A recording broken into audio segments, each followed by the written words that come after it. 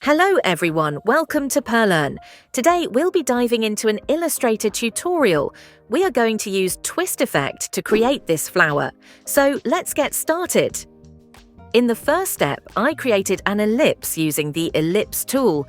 Then I selected the anchor point of my shape and chose Convert Selected Anchor Point to Corner. Next, I pressed the R key to enter the rotate settings. While holding down the Alt key, I clicked on the same anchor point and entered 45 degrees.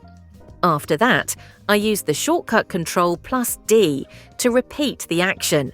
Then I grouped the shape using Ctrl+G, went to the Effect menu, selected Distort Transform, and then chose Twist, entering the desired value. I hope you enjoyed this tutorial.